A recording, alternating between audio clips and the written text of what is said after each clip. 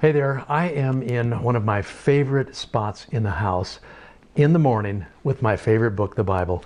And this is how I try to spend every morning, just a little time where I can get into God's Word, talk to Him, and start growing in my faith. In fact, I wrote about that in this book, What Every Man Needs to Know: How to Master Your Faith, Family, Fitness, and Finances. And the section 1 on faith is really the beginning of, I think, everything that's going to make sense for a man. It's our starting point. We've got to get connected to the one who created us. And the way we do that is to spend time with Him. That's just one of 5 different components that I talk about in how to grow your faith, how to get deeper, how to become more intimate with your Creator. Honestly, every one of us start out wondering, what on earth am I here for?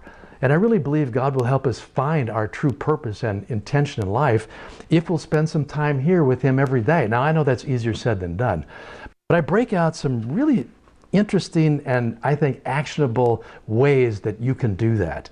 Some of the other sections that I hit on are how to walk it out, because it is so easy to talk about this, to think about it, to study it, to believe it, and then not really walk it out.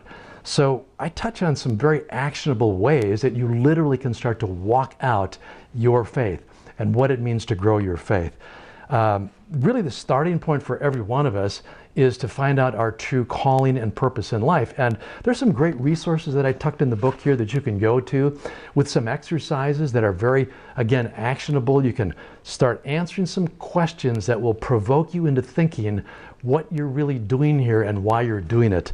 Another area that I go into is don't go it alone. And I think this is probably the most overlooked item for guys who are trying to grow their faith. They think, well, I can do this, I can muster it up, and I can handle it. Now, me and God, we're good, you know? But the truth is, man, if you're not with another group of men, you're like a little charcoal that's pulled away from the fire, and you're going to go out.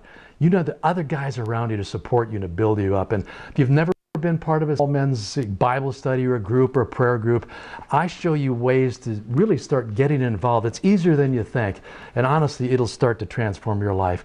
But if we're going to grow our faith together, we've got to figure out what it really takes, and I hope I've answered some of those questions for you and made it a little bit simpler. Let's grow our faith together.